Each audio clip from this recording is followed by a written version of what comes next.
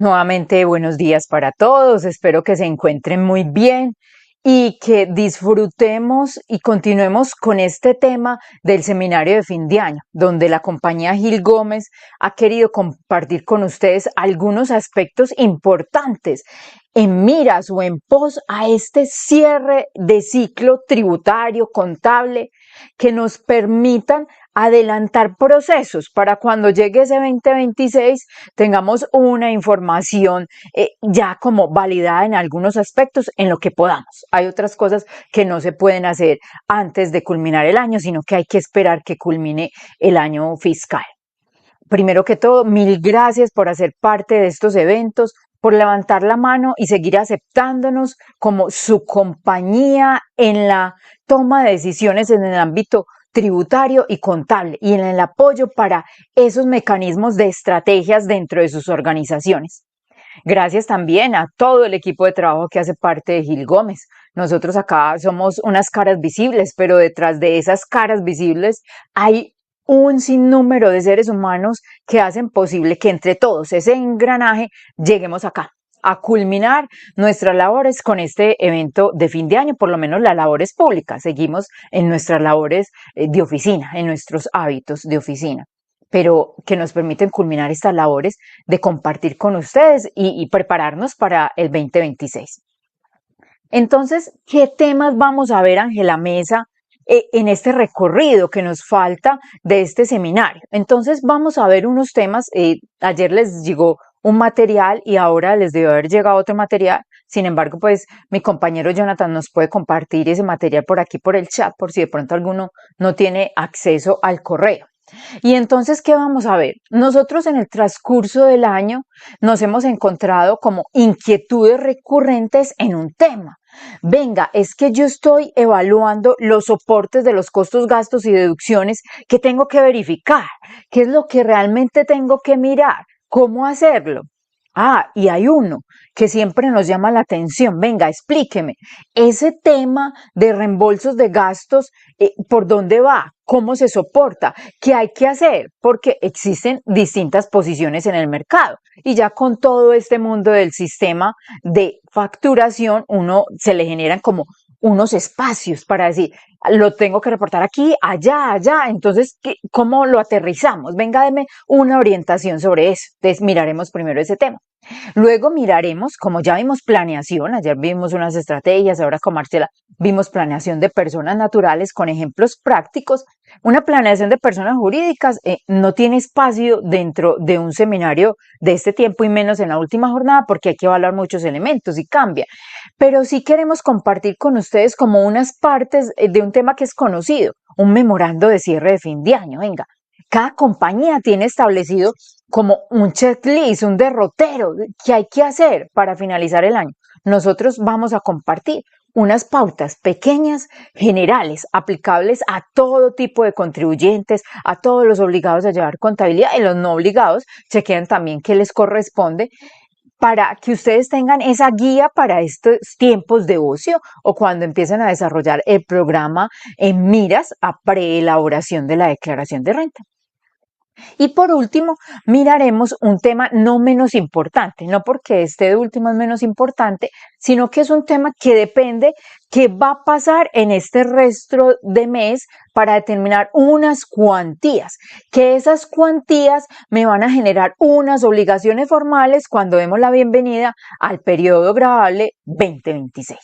Entonces, sin más preámbulos, antes de iniciar nuestro tema, quiero compartir con ustedes el texto que hace parte de este post, que es de Karin Temple. Por aquí siempre me la han escuchado. Me encanta cómo escribe y quiero compartir con ustedes este texto. Voy a dejar de compartir aquí un momentico la pantalla para hacer la lectura del texto. Rodéate de personas que te recuerden que los milagros existen. En este mundo tan volátil en el que con facilidad las preocupaciones y los contratiempos nos envuelven, debemos tener siempre alguien que nos recuerde que la luz está allí, aun cuando no podamos verla, que días mejores están por venir, que somos limitados en nuestras posibilidades y que somos resilientes. Hoy quiero recordarte que dentro de nosotros hay un espíritu creativo que nos ayuda a salir de las dificultades y nos acompaña en todo momento. Quiero recordarte que nuestros ángeles llevan nuestras oraciones a Dios, llenando de luz el camino para que podamos ver los milagros. Quiero recordarte que cuando pienses que nada fluye, que las cosas no se dan, que todo es complicado, le entregues tus temores al cielo para dejar que todo fluya de la mejor manera posible, dejando la necesidad de controlar y permitir que se manifieste lo que deseas. Nunca sabes dónde encuentras las risas y cómo se produce un milagro. Sigue buscándolos. Tu trabajo es seguir pensando que lo mejor está por venir. Da gracias a Dios por el regalo de tener gente que pueda recordarte quién eres y que te recuerden que la fe y una intención clara hacen que los milagros ocurran. No lo olvides. Entonces, nosotros somos parte de un milagro. Nuestra labor también es parte de un milagro, como decía Marcela, pero esa parte del milagro es una parte de nuestra esencia. Hay otros milagritos que tenemos cotidianos que debemos cultivar y que esta es la invitación a siempre ser personas antes que ser profesionales. Aunque la profesión nos puede dar muchas realizaciones, no lo podemos dejar de primero, de prioridad. Bueno, ahora sí, Ángela Mesa, a compartir nuestro tema de desarrollo el día de hoy. Y entonces, la primera parte hace referencia a que, venga, cuénteme cuáles son esos soportes que yo debo tener claros cuando estoy respecto a mis operaciones económicas. ¿Dónde miro esos soportes? ¿Cuáles tengo que hacer? Y entonces cuando uno le hablan ya de soportes adecuados para la aceptación de costos, gastos y deducciones e impuestos descontables, uno se imagina que lo que vamos a hablar en este momento es de aquella función o aquella calidad que tiene el comprador o el adquiriente de bienes o servicios. Dentro de las operaciones económicas y del día a día en las compañías, también tenemos otra función, que es cuando somos vendedores. Y los vendedores pues tenemos un esquema, tenemos que cumplir con facturación electrónica, con otros sin número de requisitos, pero digamos que el esquema de ser vendedor y facturador pasa por un camino más simple y es, dígame, cómo va a soportar esas transacciones que significan prestación de servicios o transferencia de bienes. Usted puede acogerse a uno de los documentos equivalentes electrónicos que tiene la norma. Dentro de ellos está el POS, que sigue siendo muy válido. O usted opta por la facturación electrónica y entonces ese es el camino que tiene que hacer y hacer todos los procesos para verificar que la facturación esté bien, con los requisitos que se tienen que hacer, que le llegue al cliente de los bienes o servicios. Pero nos encontramos asumiendo dentro de esas responsabilidades que son combinadas en las compañías, porque en muchas ocasiones somos las dos veces, otras no hay compañías que solamente tienen ingresos, hay otras que solamente tienen costos, pero vamos a pensar en esas que tienen los dos combinados, pero nos vamos a centrar en los costos. ¿Cuáles son los documentos adecuados para el soporte de costos, gastos y deducciones? Y entonces cuando uno le hablan de dónde nos ubicamos normativamente respecto a ese adecuado soporte de costos, gastos y deducciones, llega a la mente un artículo, el artículo rey del soporte de las operaciones económicas, que es el artículo 771-2 del Estatuto Tributario, donde ese artículo nos lleva a detallar o nos indica ¿qué se debe cumplir para qué? Procedencia de costos, procedencia de deducciones y procedencia de impuestos descontables. Recordando que en el tema de procedencia de costos no solamente está asociado a los costos de producción, sino a aquellas operaciones económicas que son un costo, pero que tienen la connotación de ser capitalizables también, o aquellos costos en la adquisición de mis activos, de mi patrimonio. ¿Cuáles son esos costos? Entonces la norma nos está diciendo, venga, échele ojito a todo esto, porque no solamente significa un recurso económico que usted transfiere a ese que fue su vendedor, porque usted es el adquiriente de los bienes o servicios, sino que significa una operación que para poder aplicar dentro de su ejercicio fiscal debe cumplir unos requisitos. Y con Marcela vimos, y ayer también se hizo un recuento de unos requisitos necesarios para costos, gastos y deducciones. Es decir, usted tiene que pasarlo por unos filtros, que pasa por el filtro del artículo 107, si cumplen requisitos de ser proporcional, necesario, realización, causación. No solamente esos requisitos, sino a ver si hay que cumplir otros requisitos, verificar seguridad social, verificar medios de pago, todos estos. Y esos requisitos han generado, por la facilidad hoy, como nos indicaba Marcela, de las políticas de fiscalización, con toda la información que le llega a la DIAN, esos requisitos esenciales van naciendo como programas de fiscalización de cada uno de esos requisitos, porque hoy es más fácil verificar alguno de esos requisitos, por ejemplo, pagos en efectivo, si usted presenta una declaración, si usted factura o no factura. Bueno, entonces estamos en el artículo 771-2. Y entonces esta norma que nos está diciendo, vea, para la procedencia de costos, deducciones e impuestos descontables se requiere. ¿Y qué quiere decir se requiere? Usted debe tener los documentos que hacen parte del sistema de facturación, o usted tiene otros soportes. ¿Cómo así? Venga, es que cuando usted está como comprador o adquiriente de bienes y servicios y está frente a una operación que significa transferencia de bien o prestación de servicios, que está definido en el artículo 615 del Estatuto Tributario, usted sabe que por esa operación debe tener o factura electrónica de venta o un documento soporte o un documento electrónico equivalente. Entonces usted debe tener eso, usted sabe. Pero es que hay otras operaciones que hacen parte de su mundo fiscal, que significan, van a su estado de resultados, ayudan a determinar la renta, la utilidad, pero que no pasan por el mundo de necesitar un soporte denominado factura electrónica de venta, documentos equivalentes electrónicos o los otros documentos soportes. ¿Que cuáles son? Por ejemplo, si yo realizo una donación, si estoy pagando una tasa, la tasa, esa tan nueva que llegó este año gravable, a los que nos encontramos ubicados en el departamento de Antioquia y cumplimos unas condiciones de estrato y unos kilovatios, nos llegó esa tasa. Entonces usted sabe que tasa, impuestos, contribuciones, donaciones y otros, usted no necesita tener una factura o esto, no, con el documento que llegue, esa nota de cobro, algo que pruebe que usted pagó, que eso correspondía a una tasa, ya está el OK, el checklist para incorporar dentro de su información tributaria. ¿Significa esto? Que usted debe clasificar sus operaciones, porque no todo lo que se vaya a pasar por el mundo fiscal, si no tiene factura, le tengo que ir a hacer documento en adquisiciones efectuadas a no obligados a facturar. No todos les tenemos que hacer eso, tiene que verificar en qué momento se debe hacer. Bueno, pero entonces si nos vamos a analizar el sistema de facturación o qué lo compone, ¿dónde miro? Entonces uno inicia con este artículo que se ha movilizado, ha tenido grandes cambios y este artículo ha tenido resoluciones que llegan e incorporan, entiéndase de acuerdo a lo establecido en el artículo 616-1 del Estatuto Tributario, que ya se llama sistema de facturación, que integra. Entonces, cuando a uno le hablan de sistema, uno se imagina unas partecitas, varias partes que hacen un todo. Y entonces, en esas partes que hacen un todo, nosotros ya tenemos claridad o tenemos experiencia con un todo que empezó hace mucho rato, como desde el 2018 a ser más normal, 2019, y en la pandemia llegamos todos a levantar la mano y a decir facturación electrónica de venta. Y entonces dentro del mundo de facturación electrónica de venta hay otros componentes que ahorita más adelante lo miramos en una diapositiva, en otro detalle.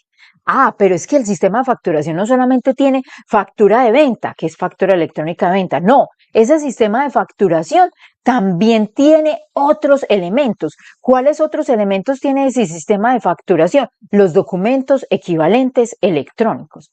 Y en forma adicional, ¿qué tiene? Otros documentos electrónicos. ¿Cuáles son los otros documentos electrónicos? El documento soporte de nómina. También el documento en adquisiciones efectuadas a no obligados a facturar o a expedir documentos equivalentes. Entonces, todo eso hace parte de ese sistema. También, ¿qué hace parte de ese sistema? Que nos tocó normalizarnos a través de las resoluciones que ha expedido la DIAN, la 000165, incorporó como dentro de ese sistema de facturación unos conceptos que hacen referencia como a unas especificaciones y a unos códigos, el código CUFE y el código CUDE.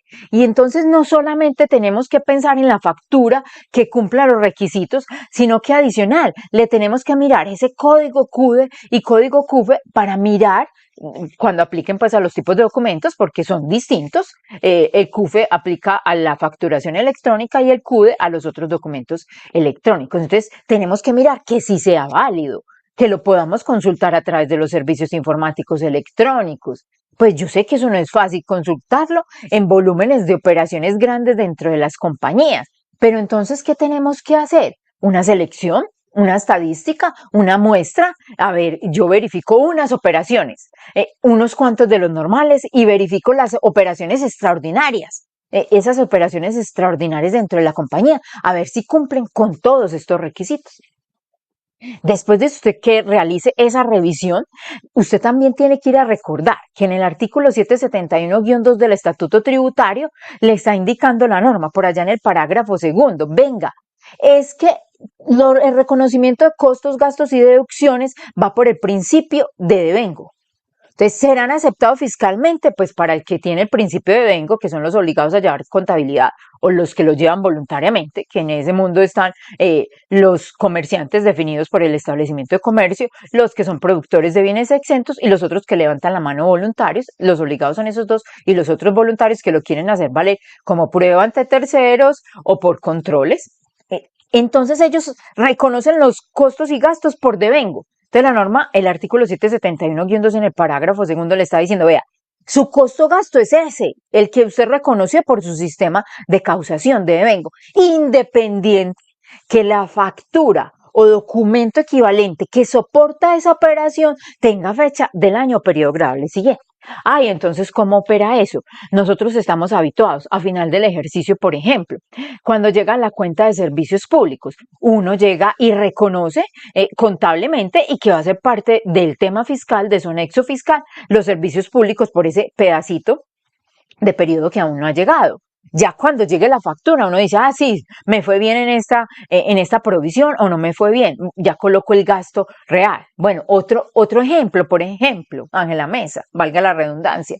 Si yo sé que tengo un abogado que en forma permanente me está acompañando en la compañía y él emite facturas mensuales, que ahí tengo los registros, y por alguna circunstancia de la vida en diciembre se fue a pasear, se le dañó el mecanismo por el cual facturaba, o de pronto tiene alguna imposibilidad para acceder a él por temas de salud, cualquier circunstancia, pero él alcanzó a prestar el servicio y lo presta de manera regular. Aunque esa factura no llegue en diciembre, usted debe reconocer en su información financiera, que es la información contable y que es la base para la información fiscal, ese gasto, ese honorario del abogado. Y ya después, cuando él solucione, llegará la factura para soportar esta realidad. Entonces, no nos debemos olvidar de esa norma, porque puede que usted hoy encuentre o mañana encuentre, o en el escenario de que la DIAN lo encuentre cuando usted está haciendo un proceso de evolución y la DIAN le diga, ve, estoy verificando por aquí la información exógena o tus soportes y encuentro que le falta el documento soporte de este personaje, de Pedro Pérez. Entonces usted le dice, no, ya lo puedo hacer. Pedro Pérez lo reconocí por devengo, pero el documento que me valida esa deducción puede tener fecha del periodo grabable siguiente. Listo, del año periodo grabable siguiente. Entonces yo voy ahí en voladora a hacer ese documento soporte. Que el consecutivo es de control interno. La DIAN no tiene decisiones sobre el consecutivo, ni hay sanción sobre el consecutivo. Obviamente, pues hay que tener la resolución, hay que habilitarlo, hay que transmitirlo si yo soy un facturador electrónico, pero ahí va. Bueno, ¿y qué pasa entonces, Ángela Mesa, con ese honorario del abogado o con ese documento soporte que no lo expidieron? Ellos cómo lo incorporan en la declaración, aunque no es tema de esto, pero sí como para que lo recordemos dentro de nuestro tema tributario, ellos lo incorporan por la realización, aunque la realización no tenga esa factura, es decir, el abogado si prestó el servicio y está por el medio o su reconocimiento es por acá y se lo pagaron en diciembre, él, aunque la factura llegue y la expida en enero, febrero, marzo, hará parte de esos ingresos para declarar renta en el 2025. Bueno, Y entonces, ¿ahora qué? Sigamos por acá. Por acá no se me deshabilita. Si alguien me puede bajar la manito ahí que me quedó levantada, porque no se me habilitan los botones para hacer.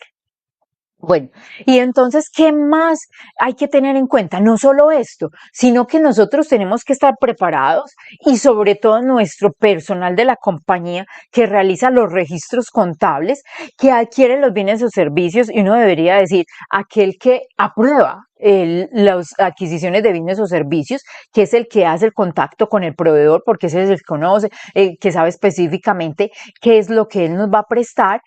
Tener en cuenta esto. ¿Cómo hacía Ángela Mesa? Vea, tiene que tener en cuenta si esa operación que yo pretendo valer como costo-gasto en la primera medida, porque es que ya de pronto uno venir a exigir la factura cuando han pasado varios meses de esa operación, cuando de pronto el prestador del servicio llegó un momento y se fue y no tenemos más contacto, en ocasiones nos genera rechazo por no llegar a tiempo a verificar estos requisitos. Entonces uno debería saber quiénes son los sujetos obligados a facturar.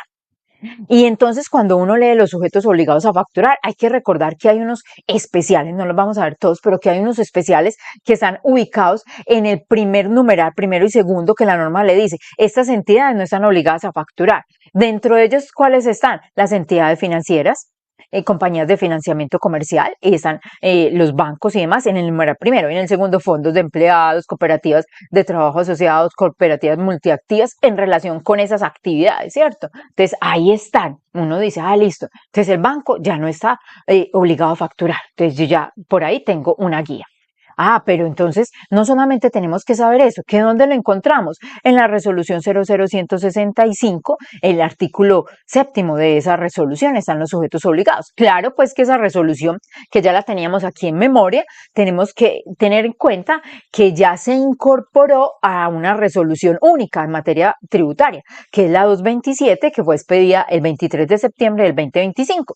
Pero esa 227 es grandecita, pero ahí en esa compilación de esa resolución traen la parte final de cada numerito nuevo que llegó a compilar, como los del DUD 1, 2, 4, 5, 1, 3, 12, bueno, eso trae la referencia normativa del artículo que compiló, como ha hecho la DIAN cuando ha compilado información. Bueno, y entonces usted no solamente se tiene que quedar con ese artículo séptimo, se tiene que ir al artículo octavo donde determinan sujetos no obligados a facturar. Y en ese artículo octavo donde determinan sujetos no obligados a facturar es donde yo debo por lo menos chequear siempre mis personas naturales, porque las jurídicas todas son obligadas a facturar, pero mis personas naturales es donde yo tengo que ver qué operación económica estoy haciendo con esta persona natural, cuál es la cuantía de esta operación económica y si esta operación implica que él ya deba ser un facturador electrónico. Entonces, más adelante por otras obligaciones formales miraremos, pero digamos que acá, que en términos generales, cuando uno es un responsable del IVA, ya es un facturador electrónico, la persona natural. Y los otros que no son responsables del IVA, pero que perciben ingresos no grabados o excluidos o no sometidos al tema, y esos recaudos o esas prestaciones de servicios o esas operaciones de ingresos en el periodo gravable superan las 3.500 VT, se vuelven facturador electrónico.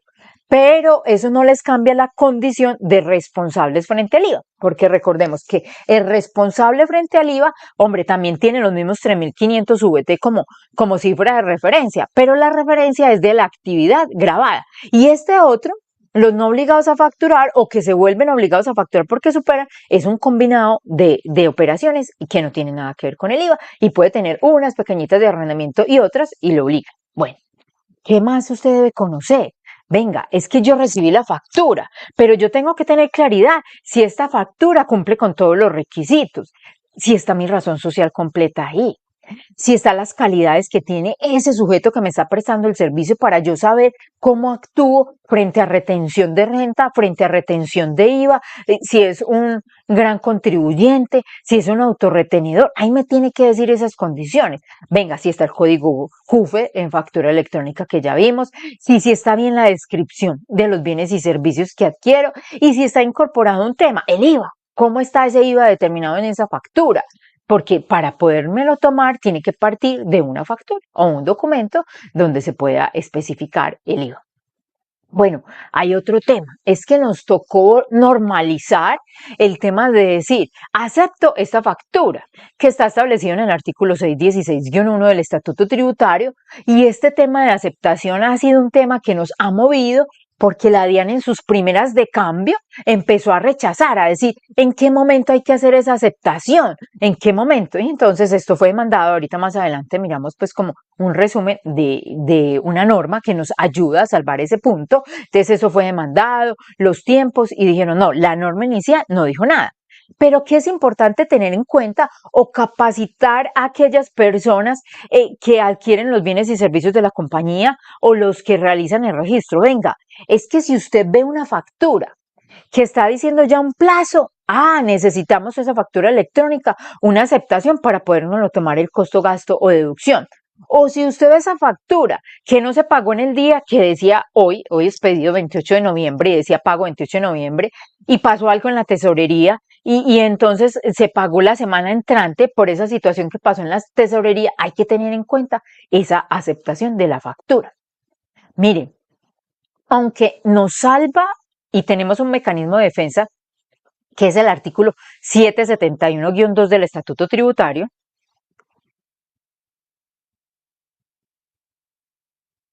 uno también debe tener en cuenta los momentos en los cuales debo realizar la transmisión de esos documentos que conforman el sistema de facturación. ¿Cómo así? ¿Que cuáles momentos? Sí, venga, ¿cuándo tiene que transmitir usted la nómina electrónica? Venga, entonces ahorita en diciembre, como esa nómina electrónica la tenemos que transmitir los 10 primeros días de enero hábiles, entonces yo en diciembre tengo que aprovechar. Si el tiempo me lo permite, hacemos el equipo de trabajo y realizamos una revisión de ve esa nómina, se incorpora todos los elementos, o si no es el momento oportuno de realizar los ajustes que yo necesite. Obviamente, pues si después se los encuentra en el camino, cuando va a presentar la renta, usted toma artículo 771-2 y dice yo lo reconozco por devengo, así el documento que lo soporta, que en este momento es la nómina electrónica, tenga otra fecha. Entonces usted puede tener ese mecanismo como de salvavidas, ese globito que le ayuda en caso de que no alcance o no se dé cuenta de esa inconsistencia para el cierre del ejercicio. Venga, y también hay unas excepciones aplicables a los documentos del sistema de facturación. ¿Cómo así que excepciones? Ya miramos. Si el municipio de Medellín me cobra industria y comercio, yo necesito ese documento. Si me está cobrando estampillas, la prueba de que pagué las estampillas. Si la gobernación de Antioquia me está cobrando tasas, tengo esa prueba de ese cobro de las tasas. Venga, si yo estoy frente a una propiedad horizontal, una copropiedad en la cual yo pago mis cuotas de administración y esas cuotas de administración tienen una connotación que todos levantamos la mano, aprobamos y dijimos vamos a aportar para ejecutar los gastos de esa copropiedad o esa propiedad horizontal, eso significa que cuando vamos a ejecutar gastos no es ingreso de esa copropiedad, es para el sostenimiento, para mirar el presupuesto y cómo se mantiene la copropiedad. Entonces yo con esa operación, como no significa un ingreso, o mejor, como no significa la transferencia de bien o una prestación de servicio, porque la copropiedad o la propiedad horizontal no me está haciendo eso, ni transferencia de bienes ni prestación de servicios, esa cuentecita de cobro, esa nota de cobro que llega de esa copropiedad está exceptuada de pasarse por otro sistema de facturación porque ya es válida dentro del sistema o dentro de los soportes adecuados. Bueno, también hay otra excepción que quise traer con una diapositiva, los que son recurrentes acá pueden verificar y está varias veces en los materiales de trabajo. Ay, ¿cómo así que está varias veces? Porque siempre es un tema que genera la misma inquietud, porque llegan posiciones contrarias y dicen, venga, es que tengo que hacerle el documento soporte en adquisiciones efectuadas a sujetos no obligados a facturar cuando se trata de esas operaciones que me dice el banco que son gravamen a los movimientos financieros, la comisión, el IVA. Entonces yo le tengo que hacer el soporte porque si no, no me lo acepta revisoría, no me lo aceptan las CIA, no me lo aceptan las otras. No, no, la norma. Si nos vamos al origen de la norma, que es la resolución 0042, artículo 55, donde están las bases de este documento soporte, por allá hay una nota en el parágrafo. El documento que expidan los sujetos ubicados en el numeral 1 y 2 del artículo séptimo de esa resolución, que son los sujetos no obligados a facturar, los que mencioné ahora, banco, entidades financieras, corporaciones, fondos de empleados y todo eso, el documento, y no le colocó nombre a ese documento, dijo el documento que expidan esas entidades, ese documento que ellos expidan es soporte válido para costos, gastos y deducciones. Entonces yo con ese documento, así no se llama extracto, sino que se llama estado de cuenta, ese es válido para soportar costos, gastos y deducciones en el impuesto sobre la renta. Vengan en la mesa. Y eso es cierto. Yo vi por ahí en el mercado que le preguntaron a una entidad financiera grande dentro de Colombia, venga, ¿será que yo tengo que hacer documento soporte cuando usted me cobra el gravamen a los movimientos financieros, la comisión y el IVA? Y esa entidad financiera se atrevió a decir que sí, que había que hacer documento soporte. Pero la DIAN salió en salvaguardia de los principios o de la norma establecida en la resolución, porque la resolución es norma a otro nivel, pero sigue siendo norma. La expide otro nivel jerárquico. Y entonces, ¿qué dijo la DIAN? Venga, señores, es que recuerde, y ese es este concepto 915 de esta fecha del 2021, que es que extractos hay dos. Hay un extracto que está definido por norma, que se volvió extracto electrónico, pero que quienes están obligados a expedir ese extracto. Los fondos de pensiones, fondos de cesantías, fondos voluntarios de pensión y todas estas entidades, esas, las fiducias, ese es un extracto que es electrónico.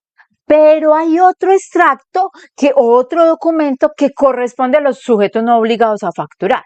Y ambos son soportes válidos de costo, gasto, deducciones. Es decir, no hay que hacerle nada más. Al del banco no le haga nada más.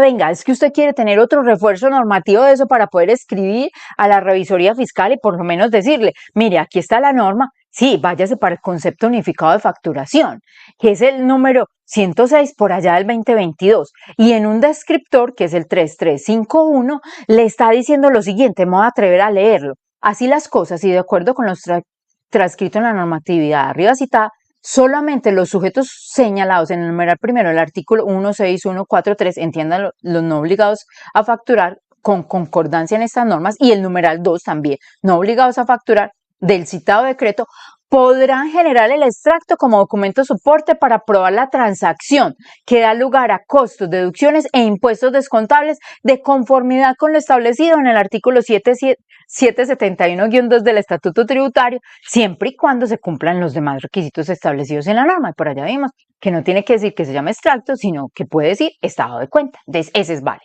Ese lo quise traer a colación. Venga, entonces en el tema de aceptación, los queremos invitar. Ayer Hildebrando y Alexandra los invitaron a conocer nuestra página, a consultar nuestras informaciones, y también a través de nuestra página pueden consultar los infórmates. Y en un infórmate expedido este año hablamos de esta sentencia del acuse de recibo. Y entonces el Consejo de Estado dijo, no, es que la norma no estableció un tiempo para realizar ese acuse de recibo. Señores DIAN, no se pongan ustedes a adicionar cosas que no dice la norma. No castiguen al contribuyente por no tener esta aceptación en cualquier momento. Y entonces en ese infórmate, que los invito a consultar como herramienta de trabajo, nos están diciendo, entonces, ¿qué hacemos si ya nos tocó rechazar costos y gastos porque estábamos en un proceso de evolución? Y yo siempre he dicho que en ocasiones en los procesos de evolución el contribuyente está en la situación como de atender lo que dice el otro por concepto de flujo. No, este me está diciendo que tengo que rechazar 5 o 10. Bueno, para que me devuelva 200, yo le acepto que rechazo 5 o 10 millones porque me va a devolver 200. Pero hay otros que están en una posición más grande por el volumen del saldo a favor y dicen, no, yo me voy a discutirlo y puedo esperar cuando la DIA realice todo el proceso o se realice todo el proceso de discusión y me puedan llegar los recursos. Pero en ocasiones esos recursos son necesarios y le toca como al contribuyente decir, bueno, le acepto. Esa situación no la comparto, pero la acepto, pero aquí hay un mecanismo de salida. Si estuvimos dentro de esas situaciones donde nos tocó aceptar esa norma que no era norma o esa decisión del funcionario de la DIAN mejor, tenemos mecanismos de salida para hacer esos procesos o esas correcciones de esos saldos a favor. Ahí les queda pues como material de trabajo y para que lo consulten. Bueno, entonces, Ángela Mesa, Si yo estoy hablando de todos esos documentos que hacen parte del soporte o que le dan vida a los soportes, ¿cuántos documentos son? O háblame un poquito, ¿cuáles son? ¿Cuántos son? Entonces usted nada más debe conocer de factura electrónica de venta, factura de talonario papel, notas débitos, notas créditos, documento soporte de pago de nómina electrónica, documento en adquisiciones efectuadas a no obligados a facturar o expedir documento equivalente, uno que ajusta ese documento que se llaman las notas de ajuste, y vienen los documentos electrónicos equivalentes, que es el POS, boletas de entradas al cine, tiquetes de pasajeros, el extracto diferente de las entidades financieras, el tiquete de transporte aéreo de pasajeros, juegos localizados de azar, boleta o fracción en formularios o billetes, el documento que expiden para el cobro de los peajes, los documentos que expiden las entidades o bolsas de valores por sus transacciones y por los servicios públicos domiciliarios y la boleta de ingresos a espectáculos públicos y otros soportes. Enseguida hablamos de los otros soportes. Entonces, dentro de la norma permite y varias entidades de estas decidieron, porque cuando llegó este documento electrónico, los requisitos llevaban casi que a cumplir unos requisitos similares a tener una factura electrónica de venta y a opción, pues y quienes tenían documentos equivalentes tenían que tener la opción antes de llegar a estos electrónicos, de si la otra persona los solicitaba, tener factura electrónica, por ejemplo en el caso del POS, pero el POS ya nos ha dado otra vida jurídica que ustedes conocen y es que tenga la identificación del adquiriente para tomarlo dentro de los costos, gastos y deducciones como los últimos requisitos del POS. Bueno, pero entonces muchos de estos, cuando vieron todos estos requisitos de los documentos equivalentes electrónicos, dijeron, no, es mejor pasarnos a facturación electrónica. Entonces debemos conocer todos estos requisitos y debemos saber qué efectos causan cada uno de estos requisitos. Venga, uno muy importante y me voy a adelantar. Lo vamos a ver allá en cumplimiento de obligaciones formales y creo que de pronto lo han mencionado. Usted registra en forma adecuada en su contabilidad esas notas créditos que significan una anulación de una operación de ingreso, es decir, no se hizo el ingreso.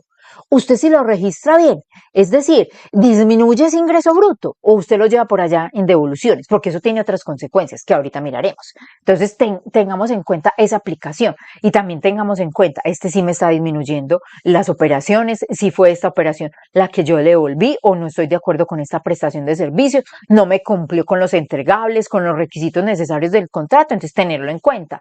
Venga, hay que también que tener claridad, ¿qué reportamos en la nómina electrónica? ¿A quiénes reportamos? ¿Cuándo lo hacemos? Y cuándo elaboramos un documento de soporte en adquisiciones efectuadas o no obligados a facturar. No vamos a entrar en todos los detalles de estos especiales, sino que nos vamos a centrar en unos que nos pueden llevar a hablar un poquito del documento de soporte de nómina electrónica, pero no como en sus contenidos ni especificaciones, sino en su uso, y hablar un poquito del documento de soporte en adquisiciones efectuadas a sujetos no obligados a facturar. Y entonces existen otros soportes de los que ya les hablé ahora, pues con ese tema de impuestos, tasas y contribuciones. Pero también hay otros soportes que no se nos pueden olvidar. Estos que les hablé son los que no requieren de factura, porque no es una operación que deba pasar por factura, artículos 615 y siguientes del estatuto. Pero tenemos otro. Cuando yo adquiero bienes del exterior, y para adquirir esos bienes del exterior, yo levanto la mano y digo soy un importador, obviamente estoy registrado en el RUT como importador y tengo mi soporte de esa importación que realizo. Entonces, ese soporte que tengo del exterior, cualquiera que sea hoy, noviembre 28 del 2025, sigue siendo válido para el costo gasto deducción. Y no solamente en la declaración de importación, que es el que se tiene como dentro de radar, sino cuando yo estoy en operaciones dentro de zona franca, que hay un documento que se llama movimiento de mercancías, que es cuando lo trasladan ahí de la zona franca de un operador a otro operador dentro de la zona franca o dentro de las entidades. Entonces, esos dos no necesitan que yo realice otro documento adicional. Simplemente se quedan ahí como soporte válido del costo gasto deducción. ¿Por qué dije hoy noviembre 28 del 2025? Venga, porque es que la DIAN en el artículo 616-1 tiene amplias facultades para establecer los documentos electrónicos que ella considere necesarios. Y entonces uno lo ha escuchado en algunos espacios, que tienen ganas de colocar un documento electrónico para donaciones. No más el comentario. que tienen ganas de colocar un documento electrónico para las importaciones. Entonces, todo eso es control.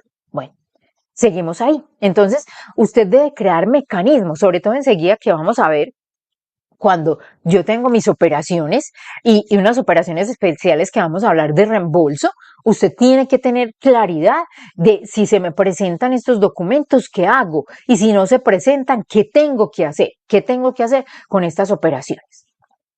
Bueno, y entonces, ¿ahora qué vamos a hacer? Cuando yo estoy frente al tema de adquisición de bienes, o porque soy un comprador de bienes o servicios, porque soy un comprador, ¿cómo actúo? Yo cómo actúo frente a esa adquisición de bienes o servicios. Y entonces, frente a la adquisición de bienes y servicios, existen, pues, se me ocurrió colocar acá 3 mecanismos, ahí pueden estar agrupados varios, puede que dentro de las organizaciones existan otros que no son tan comunes, pero digamos que los comunes a los contribuyentes y a las contribuyentes personas jurídicas y personas naturales son estos. Venga, usted realiza operaciones de compra y adquisición de bienes o servicios en forma directa.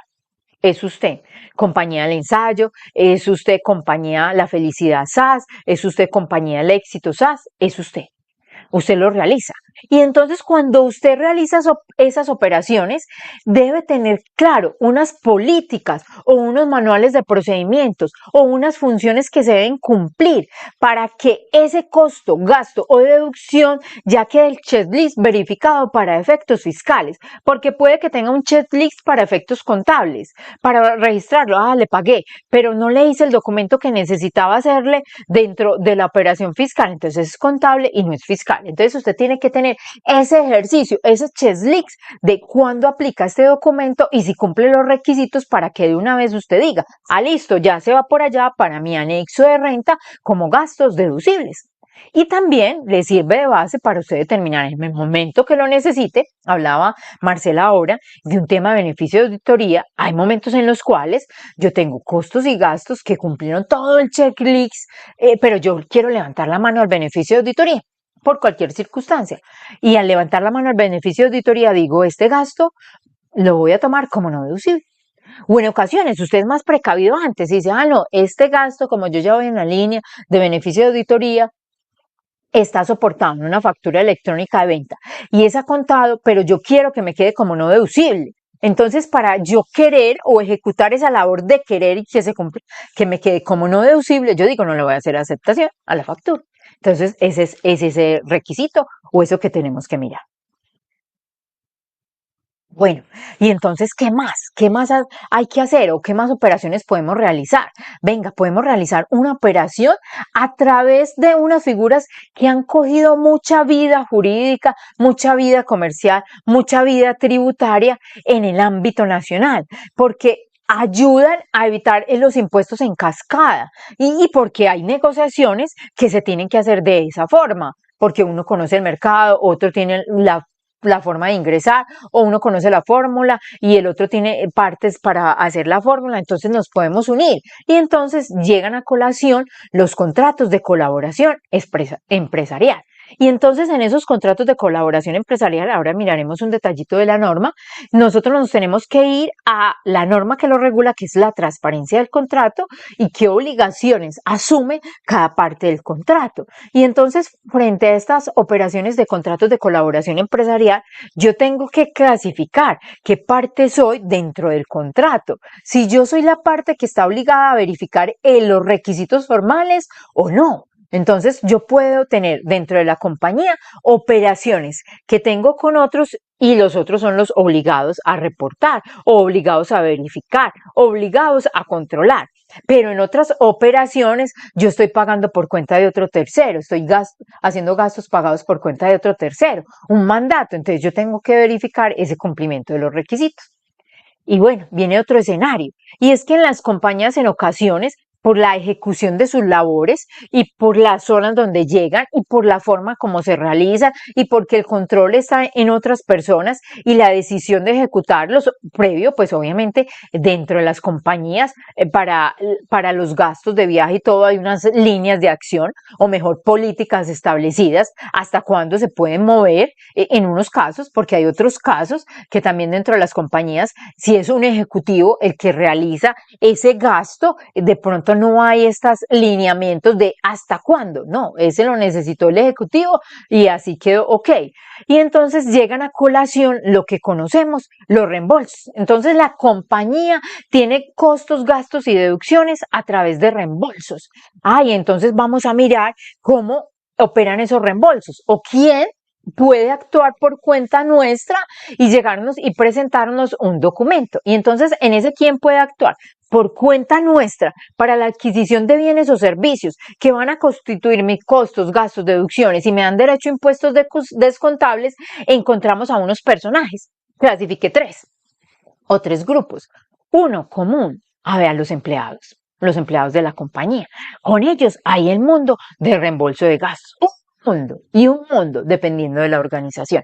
Venga, que es que en ocasiones yo necesito unos prestadores de servicios que se me dirijan a unas zonas o un abogado que me haga estas labores. Y ese abogado también puede llegar a soportarme costos, gastos y deducciones con reembolso de gastos o traerme esas operaciones. Entonces vamos a mirar quién es.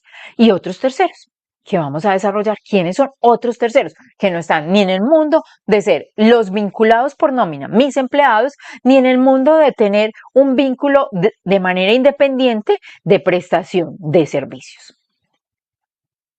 Bueno, y entonces el primero que tenemos que mirar dentro de esta realización de operaciones, nos vamos a ir a esta parte en forma directa, ya quedó esbozado dentro del esquema de todos los documentos y lo que se debe revisar. Pero vamos a mirar en esta parte los contratos de colaboración empresarial. Entonces nos vamos para ese tema de los contratos de colaboración empresarial.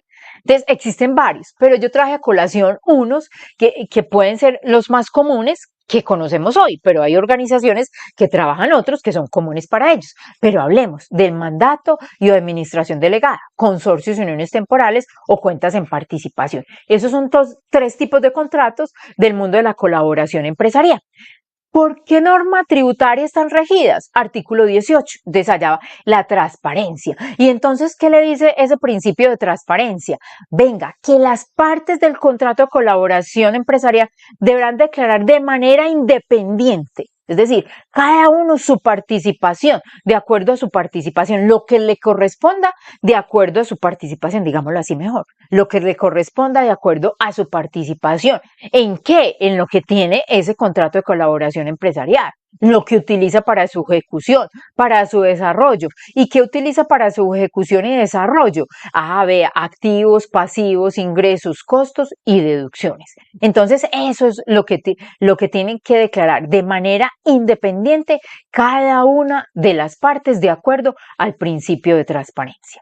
Bueno, y entonces, ¿qué más? ¿Cómo hago yo para saber esa parte que me corresponde o la norma hacia dónde me lleva? Entonces voy a artículo 18, parágrafo 1 y allá me dice, vea, en los contratos de colaboración empresarial, el gestor, representante, administrador, mandatario debe proporcionar la información. ¿A quién? A los otros, porque él es el que ejecuta, él es el que desarrolla la labor. Entonces los otros que están detrás deben saber de primera mano, de acuerdo a las políticas que establecieron dentro de ese contrato que suscribieron, venga, esto fue lo que utilizamos, a usted le corresponde, hoy vamos a hablar, a usted le corresponde costo, gasto, esta adquisición, entonces aquí están los requisitos, entonces él le tiene que contar en una relación y esa relación es como la operación, el resumen de la operación.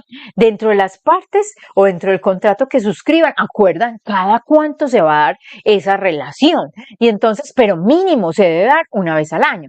Pero hay relaciones de esas operaciones, por ejemplo, con unos mandatarios especiales que son las agencias de arrendamientos, que usted como propietario cada mes espera su relación porque usted espera su ingreso y que de su ingreso realicen la depuración que le corresponde de acuerdo a si realizaron operaciones por cuenta suya de mantenimiento, servicios públicos y mínimo también la comisión que devenga esa persona que le administra o la agencia. Entonces usted espera cada periodo, cada mes, ese recurso económico que se llama arrendamiento y el neto que le quedó dentro de ese arrendamiento. Bueno, pero en las otras operaciones lo establecen. ¿Quién lo debe firmar? Entonces dice la norma, la certificación deberá estar firmada por el representante legal o quien haga sus veces y el contador público o revisor fiscal respectivo. Y entonces ya en el contrato de cuentas en participación es la información que nos entrega el gestor. Entonces ahí con esa información, venga, Ángela Mesa, ¿y eso dónde más está? ¿Dónde más puedo mirar? O validarme, ratifíqueme, que es la relación de ese contrato la que me sirve para soportar costo, gasto, deducción. Yo no necesito nada más. Y es que en forma adicional, cuando nosotros hicimos el contrato, la persona que ejecutó le dijimos, venga, usted nos va a pasar la relación, pero nosotros queremos ver los soportes, o por transparencia el otro dice, veo los soportes, entonces me llegan todos los soportes acumulados de las operaciones, pongámosle cada 6 meses, estos fueron sus costos, gastos o deducción. Yo tengo que registrar todos esos terceros, yo tengo que hacer todos estos. Hasta hoy, usted no tiene que hacer eso. Nada, con la relación que le dé ese mandatario, ese administrador, es su costo gasto. Lo otro le queda por transparencia.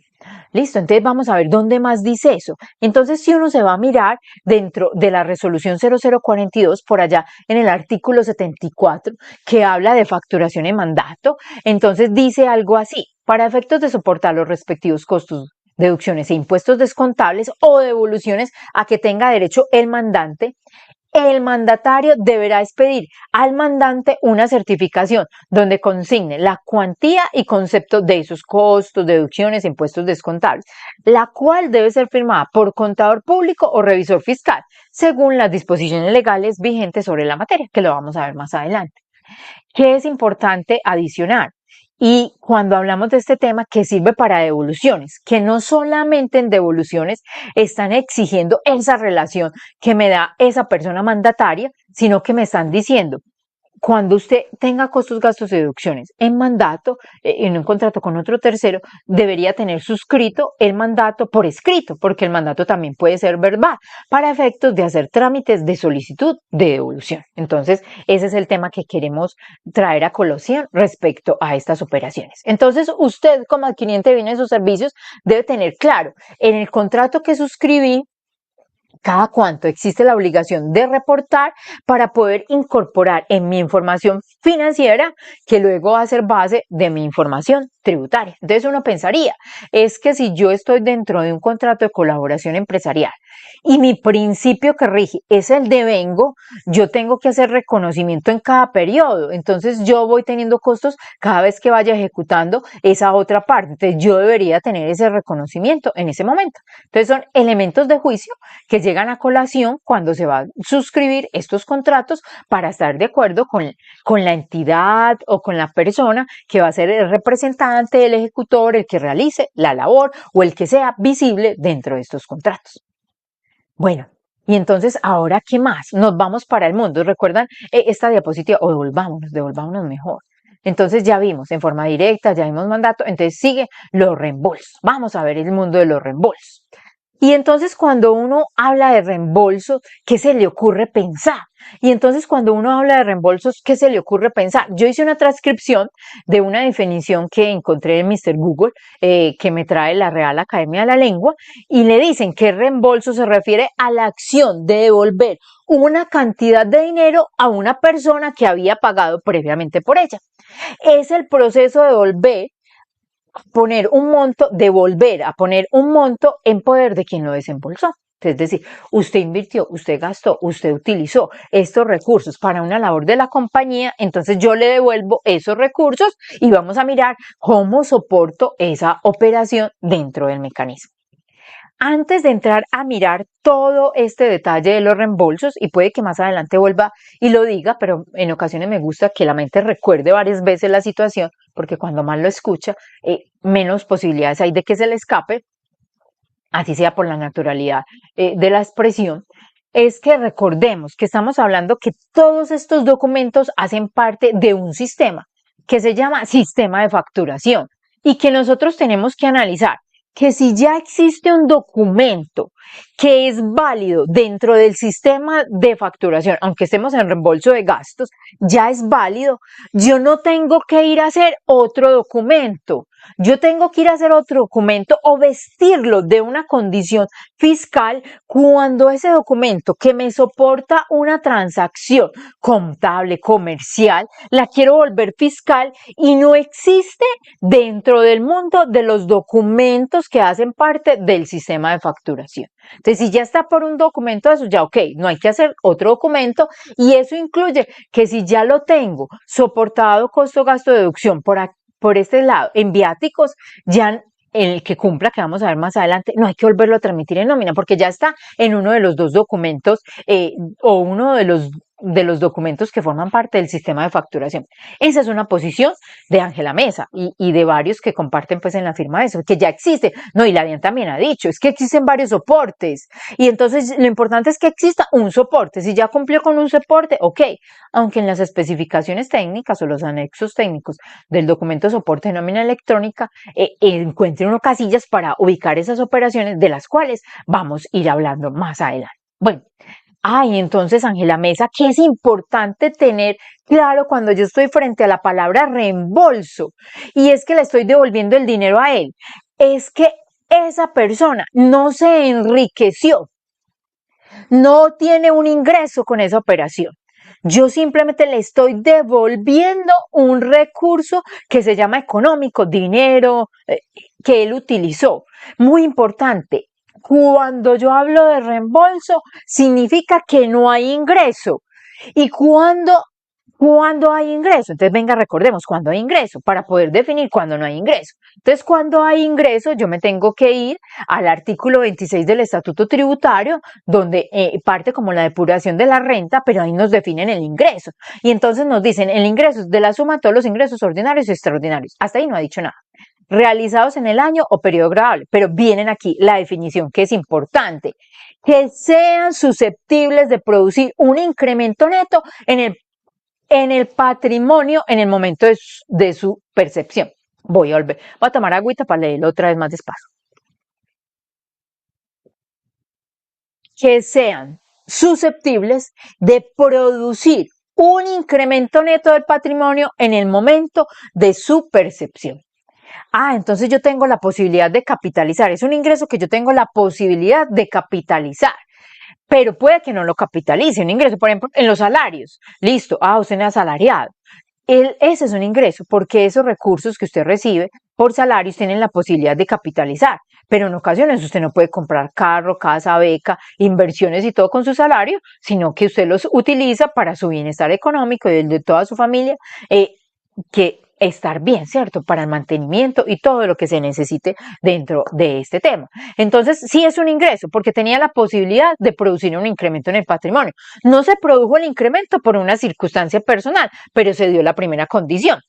Contrario pasa con el reembolso de gastos. Como dijimos, él tomó una suma de sus recursos económicos y yo simplemente le voy a devolver la suma, no le estoy haciendo ningún incremento. Él no tuvo ningún incremento en sus recursos, no tuvo la posibilidad de capitalizar. Entonces hay que tenerlo claro, porque entonces usted dice, venga, él me dijo reembolso de gastos, pero no me probó que se gastó esos recursos en otro. Entonces, aunque diga reembolso de gastos, si no existe una prueba, no existe nada. Y la prueba, vamos a ver, esa prueba que le presente a usted, no tiene que ser esa primera prueba o ese elemento cumplir con todos los requisitos que dice la norma fiscal, sino que usted lo puede revestir de unos requisitos porque usted lo necesita incorporar dentro de sus operaciones económicas. Entonces usted puede trasladar ese requisito económico, esa prueba económica de un transporte, vea, el taxista, vea, este medio de transporte privado, aquí me dio un recibo de caja, yo le pagué 40.000, yo le pagué 15.000, eso es una prueba de que ese tercero utilizó 15.000 pesos o 40.000 pesos en un transporte que la compañía debió asumir, pero él no se enriqueció, esa es la prueba. ¿Cómo no se enriqueció? Hombre, Ángela Mesa, es que ahí está el otro tercero, que fue el que recibió el peso. Estoy hablando toda apasionada, muy duro. Si alguien le está interfiriendo en los oídos, me disculpan, pero me apasioné en esa parte. Yo hablo duro, pero a veces se me sube más. Bueno, y entonces, ¿qué pasa? Es muy importante comprobar o tener la certeza de que aunque el documento no sea el válido fiscal, el otro sí realizó un pago, el otro sí realizó una adquisición, el otro sí compró. porque existe un beneficiario, un tercero beneficiario de esa operación. Entonces, eso es muy importante para determinar qué es o no es un ingreso y que reembolso, por su naturaleza, no es ingreso, es un reembolso. Bueno, y entonces, ¿por qué son importantes los reembolsos? ¿O qué consecuencias se pueden acarrear detrás de un adecuado registro contable de una operación comercial que se denomina reembolso? Y pues porque nosotros buscamos acá hacer el ejercicio que podamos tomar todos dentro de nuestros estados fiscales o nuestra declaración de renta mejor del resultado fiscal de periodo gravable, todas las operaciones que nos ayuden a disminuir los ingresos, determinar una utilidad. Entonces va para el mundo fiscal. Pero hay otra connotación, todos estos tienen una connotación importante y hay otra connotación que no se nos puede olvidar. Cuando nosotros estamos hablando frente a operaciones que se vuelven recurrentes, digamos en el mundo de los empleados, también hay otra entidad que está mirándonos con otros ojitos. Y esa otra entidad que nos está mirando con otros ojitos va por el mundo laboral y va por el mundo de la seguridad social. Venga, usted sí pagó en forma adecuada la seguridad social. ¿Cómo me comprueba que esta partida que está cada mes con su mensajero o con este vendedor no hace parte de la seguridad social? Venga, ¿cómo me comprueba usted que esto sobrepasa pues el límite que está establecido en la norma del 40% que supere los pagos no constitutivos de salario para hacer parte de la seguridad social? ¿Cómo me comprueba? Y entonces, de la mano de esa posible auditoría que nos hace la unidad de gestión de pensiones y parafiscales, va nuestra prueba comercial y nuestra prueba contable. Venga, es que él fue al restaurante que está por allá en Yarumal. Y entonces en ese restaurante es el que a él le gusta, está el sancocho súper especial, que lo recarga, le da vida a él, pero esa persona ni le presentó el RUT, ni le hizo nada. Pero mire, aquí está una notica, eso que dice remisión o todavía un talonario, una factura de talonario o algo. De esas que se usaban antes, y ahí dice que le pagó por ese almuerzo 25.000 pesos. Y entonces, ¿yo qué hago con eso? Ya vamos a ver qué hago en el mundo fiscal. Pero ese soportico que dice ahí con una firma que uno alcanza a entender que lo recibió Catalina o Rosenda o cualquiera allá, significa que comercialmente esa persona natural no se enriqueció, utilizó ese recurso para un gasto que puede ser de la compañía. Y contablemente es la prueba de esa erogación, de ese desembolso. Entonces yo tengo esa parte ahí. Pero cuando esa persona nos presenta ese documento, yo ya tengo que hacerle una pregunta y tengo que ir a mirar porque yo tengo que revestirme de una condición fiscal para poder trasladar ese documento soporte que no me parece nada, que no cumple con las condiciones, a un documento que cumple con las condiciones que vamos a ver más adelante. Y en el tema laboral es importante, vea, según usted clasifique eso, haga el registro contable, debe identificar las operaciones que sí son ingresos para los trabajadores y cuáles constituyen un reembolso de gastos, y ahí está la prueba. Por si viene la unidad de gestión de pensiones y parafiscales a decirme, venga, los aportes a la seguridad social, usted le dice, no, es que eso era un reembolso. Por más que en el año tenga estos reembolsos o en el mes superó los topes, era reembolso de gastos y aquí está la prueba. No es ingreso. Entonces, si no es ingreso, nunca tendrá la posibilidad de ser obligatorio aportar por él. Y también de la mano de eso va otro tema laboral que en ocasiones se nos olvida, pero llega a colación cuando de pronto uno sale de la compañía por alguna circunstancia que no está de acuerdo o porque es un despido masivo o algo y dice, no, venga, es que yo tengo como probar que cada mes ellos me reembolsaban los transportes y yo no les mostraba ningún documento. Cada mes ellos me daban para alimentación y yo no les daba nada.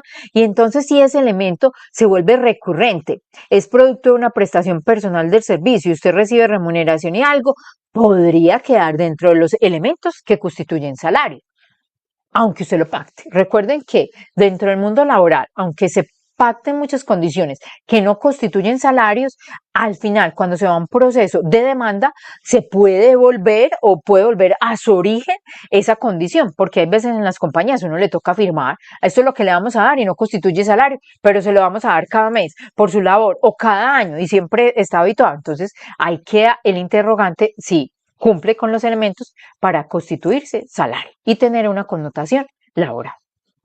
Bueno, y entonces, ¿qué más vemos a continuación respecto de esto? ¿O cómo nos vamos a entrar a ver este tema de los reembolsos? Entonces vamos a pensar que hay operaciones económicas que realiza la compañía a través de los empleados, adquisición de bienes o servicios. Unas irán por el mundo de los reembolsos, pero tenemos que mirar, bueno, ¿qué empleados son esos que hacen costos y gastos por cuenta de la compañía? Y entonces esos empleados los podemos agrupar en dos universos, o los agrupé en dos universos.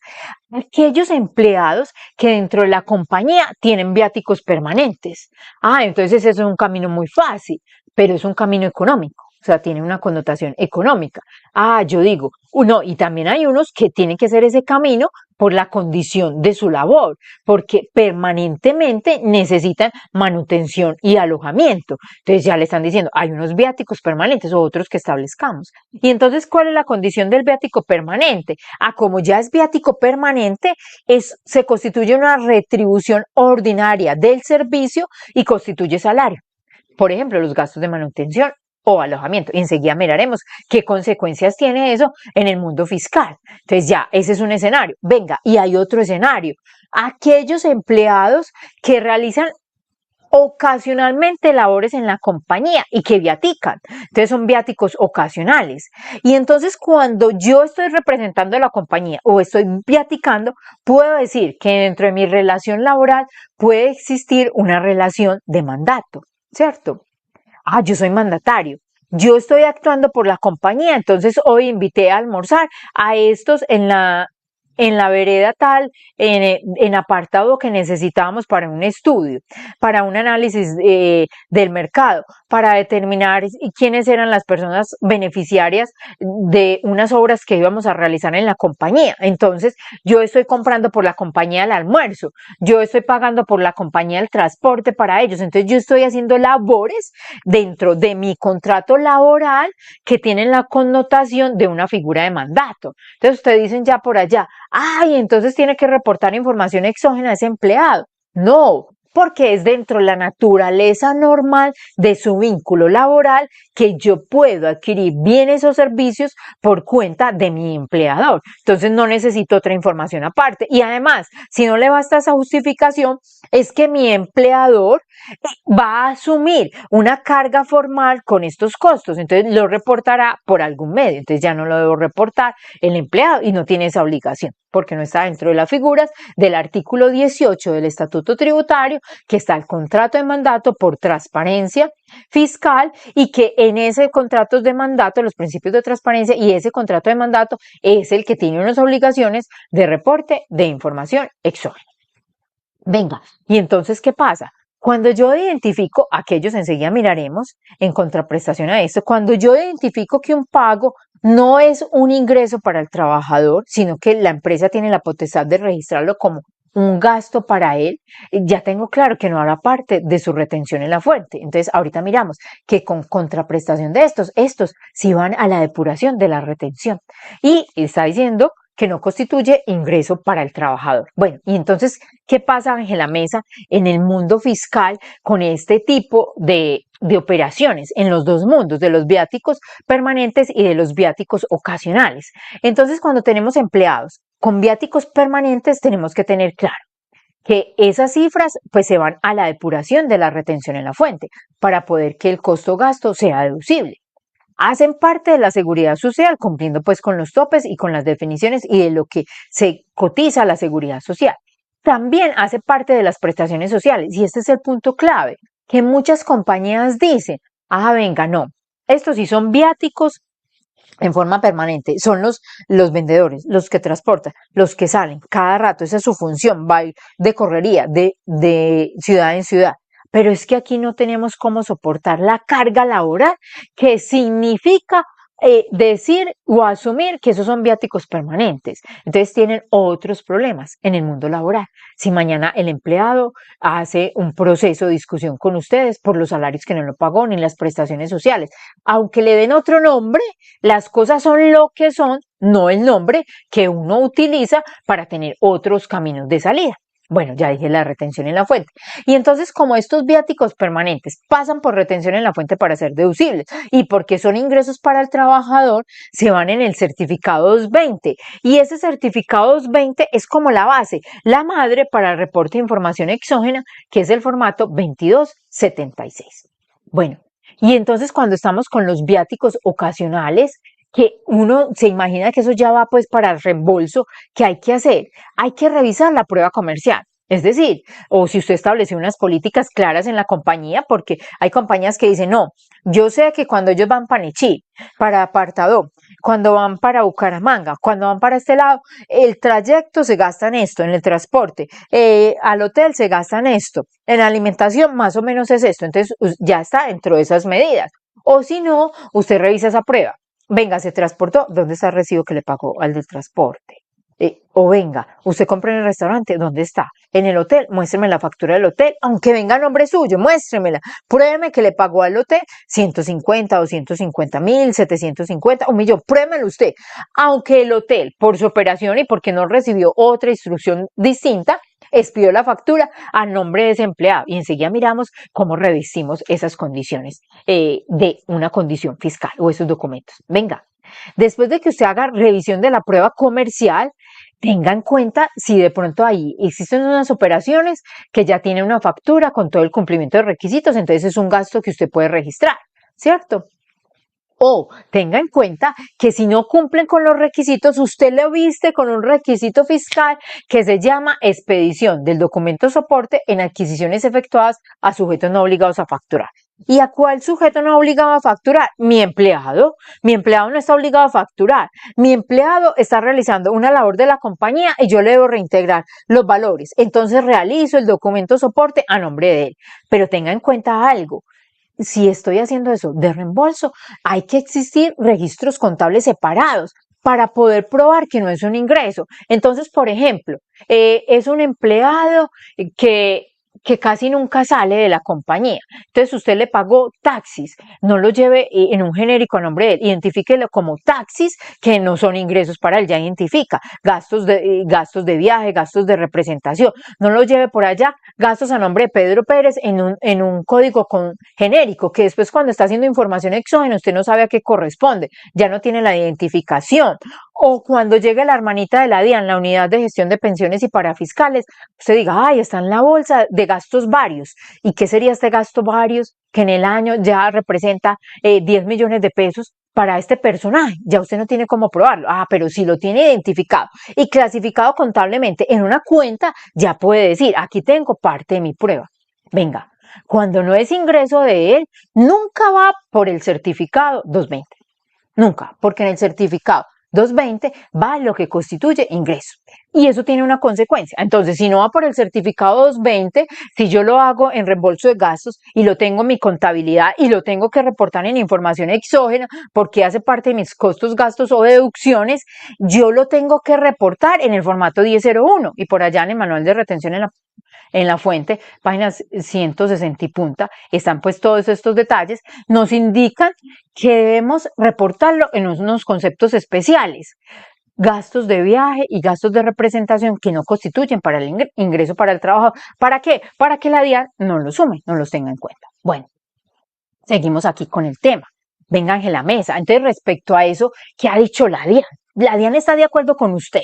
La DIAN me puede ayudar a resolver el tema. Entonces, consultando un tema, nos encontramos este oficio de la DIAN en el cual hablan de gastos de contratistas, pero también hablan de un mundo de facturación electrónica. Entonces le dicen, vea, en cualquier caso, los servicios prestados por terceros, transporte, hoteles, etcétera, deben ser soportados con factura electrónica de venta o documento equivalente, conforme a estos artículos del Estatuto Tributario, ¿cierto? Y el DUT, si el proveedor es obligado a facturar, debes pedir factura electrónica. Si el proveedor no está obligado a facturar, el contratante, en caso de requerir imputarlos como costo o gasto en el impuesto sobre la renta, deberá generar el documento soporte en adquisiciones con sujetos no obligados a facturar. Y entonces cuando mi empleado viene con unos documentos de unos no obligados a facturar o él no es obligado a facturar y me trae unos documentos que no cumplen ningunos requisitos, yo los visto de la connotación de un documento soporte en adquisiciones efectuadas o no obligados a facturar, porque mi empleado en la relación de ese contrato de mandato que existe en el vínculo laboral me trajo todos los soportes, le hago el documento soporte con la cédula de él y lo identifico contablemente. Bueno, y así se va para el mundo fiscal. Y entonces, si ya está ahí en el documento soporte de operaciones efectuadas con no obligados a facturar, ya está en un checklist de los documentos que hacen parte del sistema de facturación.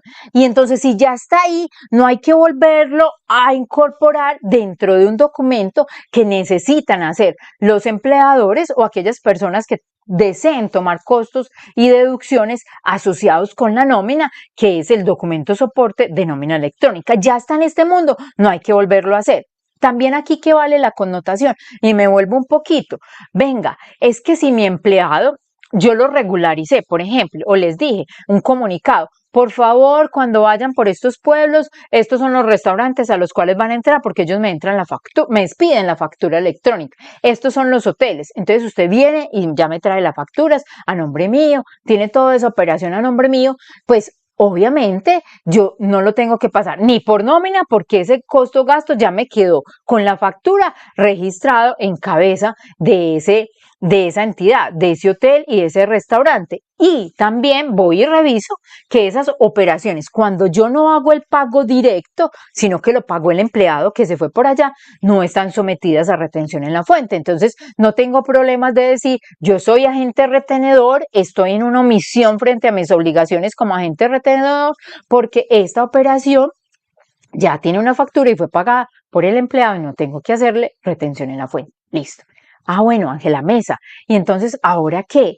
Es que en ocasiones dentro de la compañía contratamos, bueno, el contador se tiene que ir para una zona para auditar los establecimientos de comercio, o el abogado tiene que ir a ver unos procesos, o el de producción tiene que ir a los centros de operación, distintos centros, y también tiene recursos, ¿cierto? Digamos que contratamos a alguien especializado para eso, el ingeniero de producción que no está laboralmente, sino otros, para hacer algún tipo de auditoría o alguna labor, el abogado o un auditor externo, bueno, y entonces, ¿qué le está diciendo? También este oficio muy rico, vea. La imputación, o sea, el reconocimiento de ese costo-gasto depende de quién asume contractualmente los gastos. Ah, ¿cómo así? Venga, entonces también hay dos caminos frente a ese prestador de servicios. Está el camino en el que los valores de transporte, manutención y alojamiento corresponden al contratante. Es decir, la empresa dijo, gaste, tráigame la prueba y yo le reintegro. Estos gastos se consideran reembolsos y no constituyen ingreso para el contratista. En consecuencia, ese contratista en su factura no debería incorporar esas operaciones porque no son ingresos para él. Listo.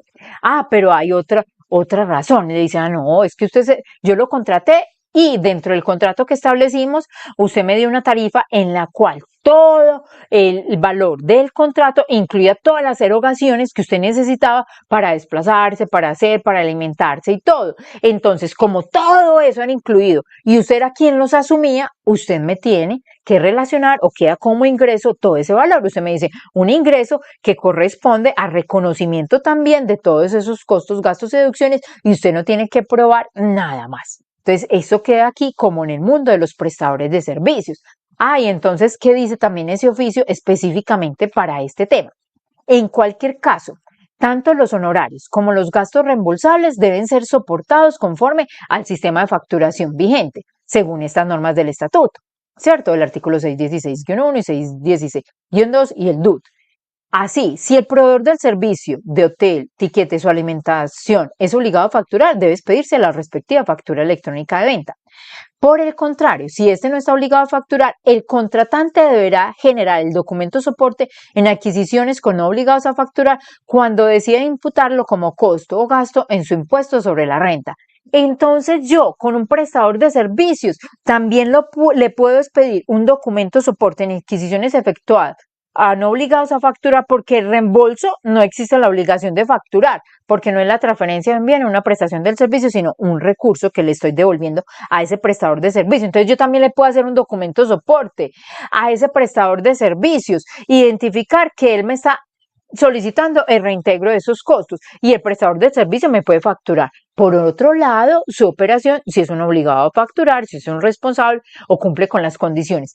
Y este documento soporte que yo le haga a él, porque me quedó toda la operación y los gastos los iba a asumir, tengo que tener sano cuidado de reportarlo en información exógena, aunque esos dos conceptos de el formato 1001 haga relación a un vínculo laboral son los únicos que existen para yo decir, esta persona quedó con documento soporte, pero eso no es ingreso para él. Entonces también incorporaría ahí dentro de esos registros o dentro de ese reporte de esos conceptos 50-55 y 50-56 los reembolsos que realizo por los pagos o por el reconocimiento de gastos mejor de las prestaciones de servicios de aquellos que no tienen vínculo dentro de la compañía.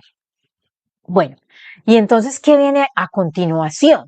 Venga, es que quedó ahí dentro de ese esquema que habían como 3 terceros, porque en ocasiones puede que yo tenga costos y gastos que tenga que reembolsar que no es con empleados, ni con prestadores de servicios, sino con terceros. ¿Y cuáles son esos, Ángela Mesa? Pueden ser los terceros que ya vimos en el mundo de con figura de contrato de mandato. Vea, usted págueme por cuenta de la compañía. Vea, usted que es la matriz del grupo, compra los seguros y nos salen más baratos a todos. Entonces usted está haciendo una figura de contrato de mandato, pagos por cuenta de. Entonces usted páseme el soporte y yo le pago ese seguro, aplicable para cualquier otra operación.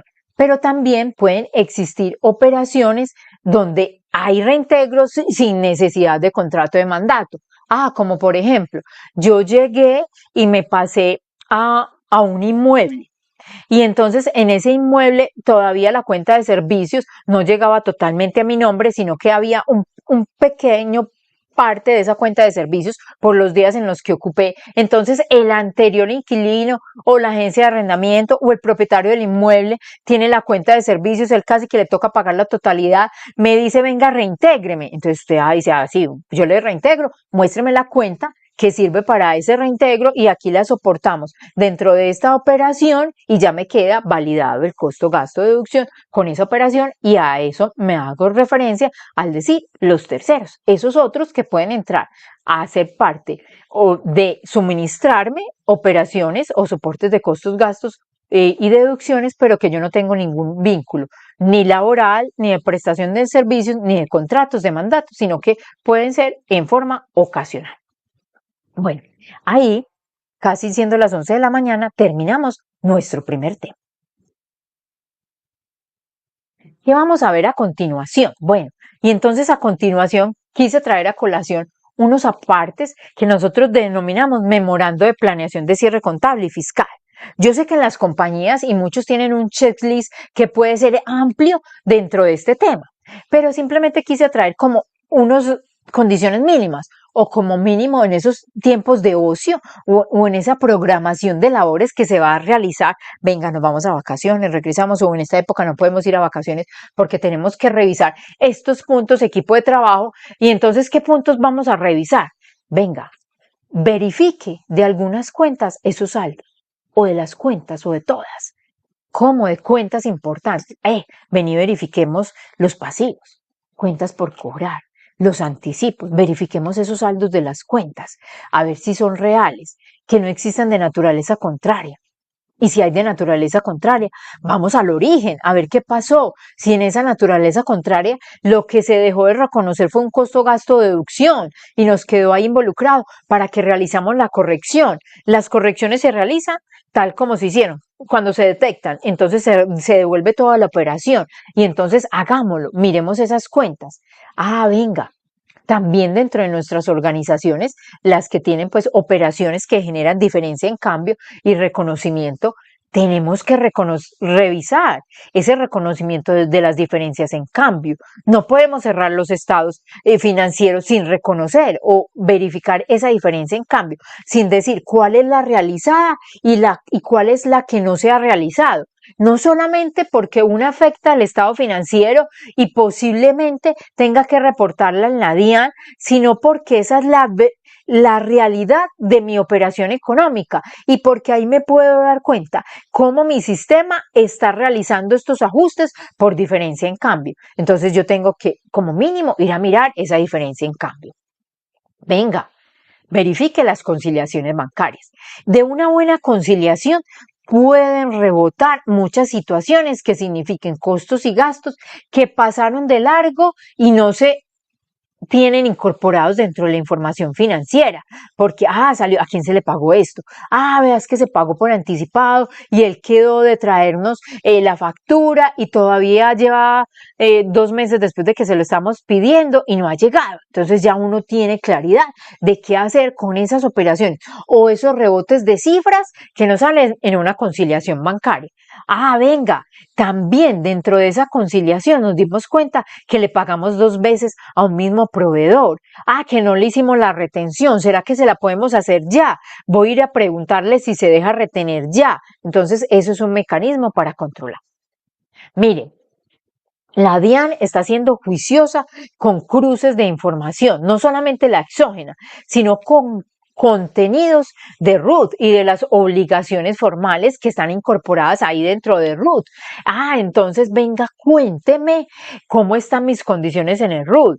Si yo sí estoy como agente de retención, si yo de pronto soy agente de retención de IVA y no lo tengo, si soy autorretenedor y no lo tengo, si soy grande o no lo tengo, si soy usuario aduanero, quiénes son los miembros de la junta directiva, quiénes son los representantes legales, si estoy en proceso de disolución, liquidación, si ya me liquidé, si soy una sucesión ilíquida, quién va a representar esta sucesión ilíquida. Entonces, revisemos esos contenidos de RUT.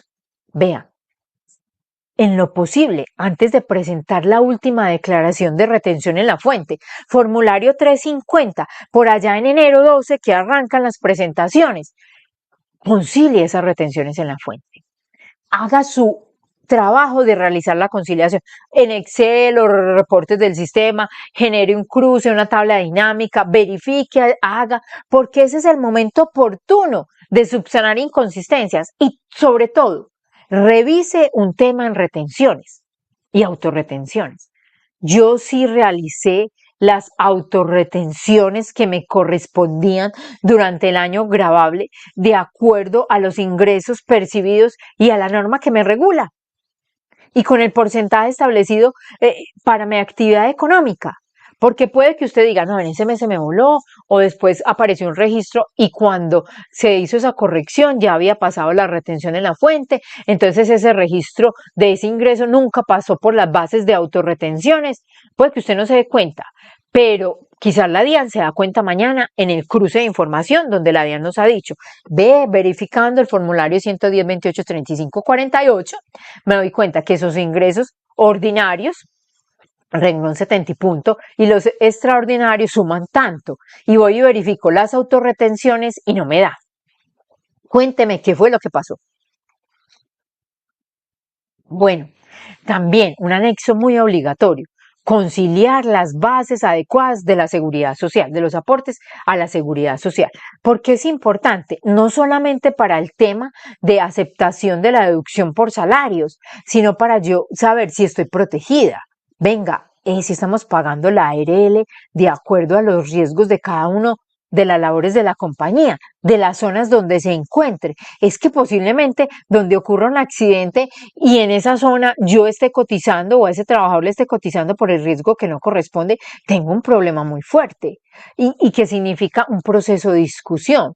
Y bueno, también ahí me doy cuenta si todos los elementos que constituyen salario hacen parte de la base de la seguridad social y si controlé bien los aportes, el 40% de esos pagos que no constituyen salario para efectos de aportar a la seguridad social. Venga, también recuerde que hay una obligación que no se nos ha bajado, que nosotros pensamos que se iba a disminuir en el momento que existiera la facturación electrónica, por lo menos bajarnos de un formato, el 1007. No, pero usted tiene que reportar información exógena. Entonces, por lo menos, si le da tiempo, antes de preparar la información exógena y ahora, verifique esos terceros que no están identificados. o esos registros con cuantías menores, allá sí existen esos registros con esos NID, porque a veces se quedan en la contabilidad de esos NID, a ver a quién corresponden, para poder que los vaya clasificando. Mire, antes de terminar el año, usted debe ir a revisar cómo terminó el año fiscal, la declaración de renta del periodo grabable anterior, para ver si existen operaciones que necesariamente usted debe tener en cuenta antes de cerrar este año, tanto contable como fiscal. Y si le es posible, elabore un borrador. Claro, hay que hacer un borrador para determinar el pasivo por impuestos. Entonces, si es posible, elabore bien su borrador de la declaración de renta, esa aproximación a la declaración de renta. Bueno, ¿qué más podemos tener dentro de este memorando de planeación de cierre contable y fiscal? Venga, como estamos en el mundo NIF, recuerde revisar si usted ya hizo el reconocimiento de los ingresos que cumplieron con los requisitos para hacer ingresos. Es decir, usted ya hizo la transferencia de bienes, beneficios, recursos, todo. Ya lo entregó al otro. Cumplió con el entregable, pero la factura va a ser para el otro año. No espere la factura. Si usted ya cumplió con las normas que le permiten decir, tengo ingreso, reconózcalos en la contabilidad. Así la factura todavía no esté. Venga, realice una conciliación de esos ingresos que usted tiene en su información financiera y que van a ser ingresos fiscales con los ingresos que han pasado por las declaraciones de IVA dentro del periodo grabable. Identifique partidas que son únicamente ingresos por recuperaciones contables. Ayer Hildebrando nos hablaba de consecuencias que puede tener ese reconocimiento de esas partidas dentro de las conciliaciones de las compañías. Entonces, identifique esos ingresos contables por recuperaciones para tenerlos claros y mirar qué consecuencia tiene en el mundo fiscal. Usted dice, no tiene ninguna. Ah, sí, pero si mañana la DIAN me pregunta, ¿por qué crecí patrimonialmente? Eso hace parte de esas justificaciones. Y no solamente para el tema de renta, no, es que cuando usted es un responsable de industria y comercio, un contribuyente de industria y comercio mejor, también hay operaciones que no pasan por industria y comercio, entonces usted las tiene identificadas ya claramente para cuando vaya a hacer su borrador de la declaración de industria y comercio. Venga, también usted reconozca si dentro de sus operaciones existen rentas exentas e ingresos no constitutivos para que aplique las normas que le corresponden a cada uno de ellos. Recuerde que si dentro del periodo grabable usted realizó enajenación de bienes inmuebles, debe reconocer esa enajenación en el momento de la escritura pública. Si no ha existido todavía una escritura pública de enajenación, todavía no hay venta de inmueble. Hay una transferencia de riesgos sin la legalidad formal, pero la norma le dice, cuando exista escritura, es toda la legalidad formal ante terceros y es la legalidad de reconocer el ingreso para efectos fiscales.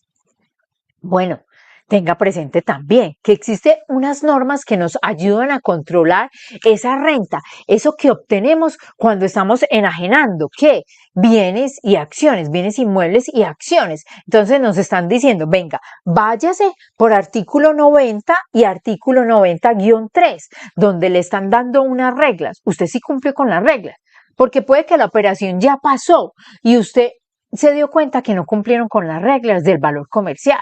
Usted tiene que tener en cuenta eso al momento de establecer su provisión de impuesto de renta, decir, lo tengo que incorporar cumpliendo las condiciones del artículo 90. ¿Y qué consecuencias tengo de tenerlo ahí en renta como reconocido al valor que establece la norma artículo 90 valor comercial y que debe ser pues probado y que debe existir ese juramento que no existe en otros pactos cuando se elabora una escritura, otros pactos sobre estos valores comerciales? Bueno, y también le está diciendo la norma, o mejor, nos está trayendo este recorderis. Vea, recuerde que cuando se venden activos fijos, en este memorando le estamos diciendo activos fijos que sean depreciables o amortizables, y yo tengo utilidad, y en esa utilidad alcanzo a recuperar parte de la depreciación o la amortización, eso se tratará como renta líquida. Es decir, no van por el mundo de las ganancias ocasionales. Y si no van por el mundo de las ganancias ocasionales y van por la renta líquida, implican que yo debo tener en cuenta ese tope para la determinación de mi pasivo por impuestos, o lo que llamo la provisión del impuesto, porque no se quedan por el mundo de las ganancias ocasionales. Venga, Cuando yo estoy haciendo este memorando de cierre contable y fiscal, aparte de esos pequeños punticos que vimos allá, también hay unos puntos importantes que se deben tener en cuenta. Varios de estos puntos están relacionados con costos y gastos con personas naturales o que se deben cumplir otros requisitos adicionales. Y es, venga, el primero, cuando está usted en operaciones grabadas, esa persona sigue siendo no responsable del IVA. Cuando usted está frente a una operación grabada con el impuesto sobre las ventas y el tope no ha superado los 3.500 VT, usted dice sí o sí, no es responsable del IVA. Ajá, pero es que usted en su contabilidad, en su sistema informativo, debe tener chequeado o debe tener un control que diga estos honorarios, cuando superen los 3.500 VT, denme una alarma para ver que esa persona que antes era no responsable ya se me volvió responsable. Y si yo no me doy cuenta de esa alarma, ese costo-gasto puede tener condiciones de ser no deducible. Y entonces puede que usted no se dé cuenta ahí, pero en los procesos de verificación de la DIAN o cuando usted va a hacer un trámite de solicitud de devolución, la DIAN sí se da cuenta y le rechaza el costo-gasto de deducción. Recuerde también que nosotros tenemos que estar vigilantes de que todos los pagos se efectúen a través de las entidades financieras, ¿cierto? Del titular de esa prestación del servicio o esa transferencia del bien o con la carta de autorización que él me dé indicándome por favor consigne en la cuenta de, por favor transfiera a. Entonces debo verificar esa prueba y también tener sobre el radar los topes de las 100 VTs. Y recordando que hay unos sectores económicos que dentro de esta norma tienen otros topes especiales.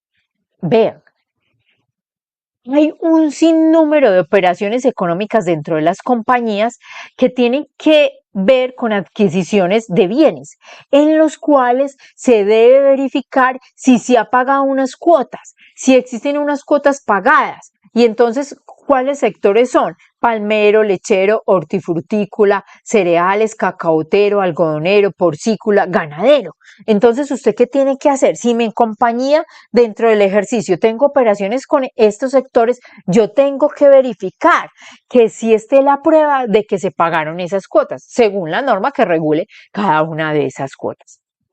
Venga, y no solo este memorando de planeación o esta guía nos sirve para este ejercicio ahora 2025, sino también que nos está diciendo, venga, usted haga todo lo posible por el año 2025 y revisar las operaciones, reconocer por devengo lo que corresponde.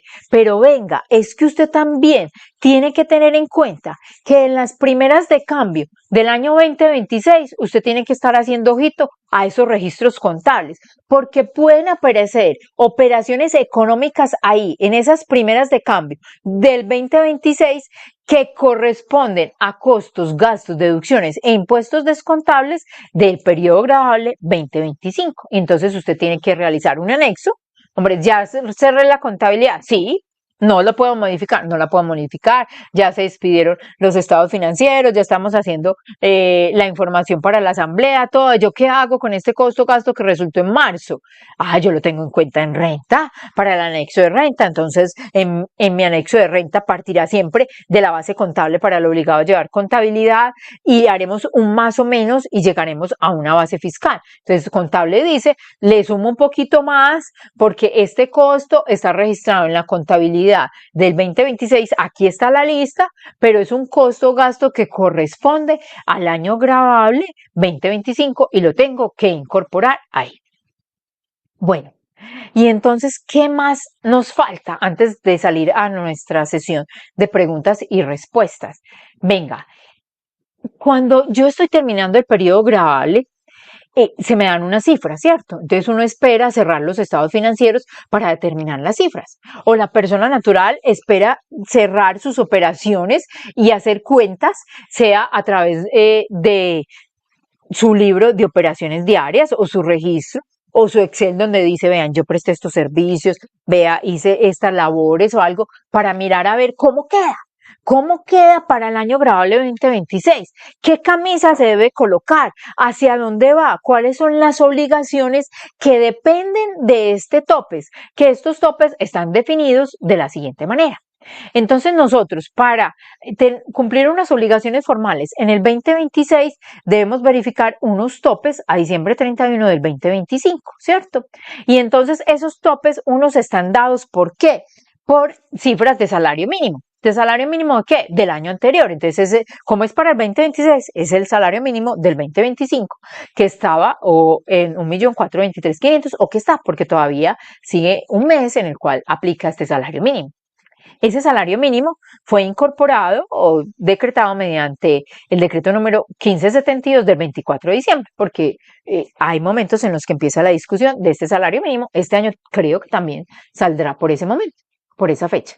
Venga, también hay otras cifras que dice la VT del año anterior. Entonces 2026 la VT del 2025 que son 49.799.000.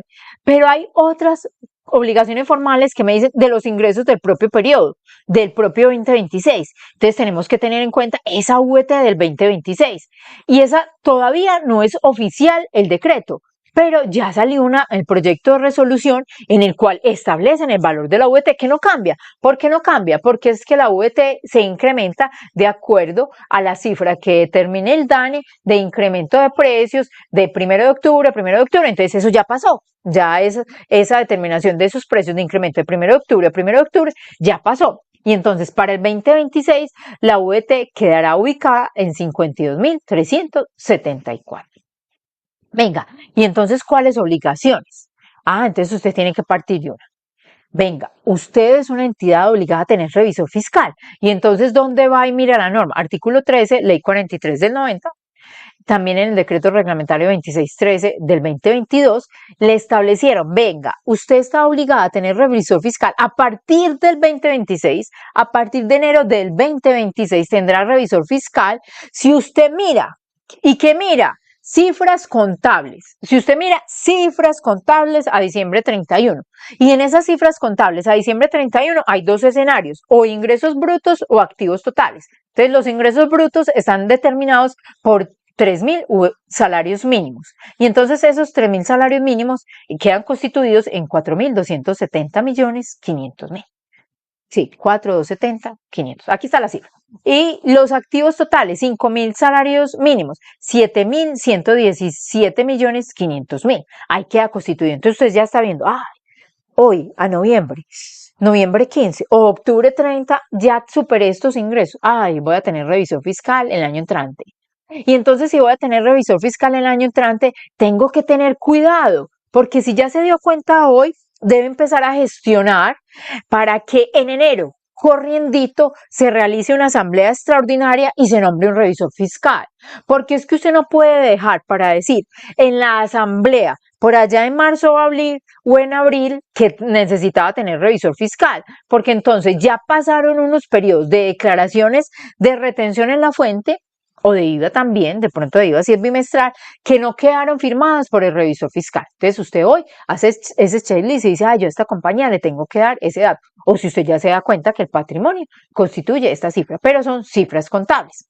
Bueno, entonces también hay otras obligaciones determinadas en cifras fiscales. Sí, hay unas obligaciones determinadas en cifras fiscales que es cuando la declaración debe estar firmada por contador público. Es decir, en ausencia de revisor se necesita la firma de contador público porque no se tiene esto. Y entonces le dice, fíjese fiscalmente, el contador público ¿cuándo firma? Cuando existe contabilidad.